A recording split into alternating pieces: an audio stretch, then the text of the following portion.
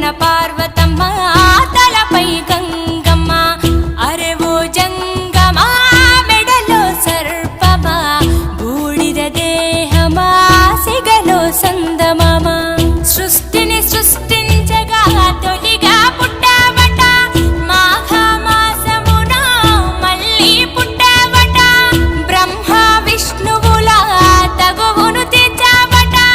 మహాశివరాత్రిగా మహిలో నిలిచావట అరే ఓ జంగమా విభూది లింగమా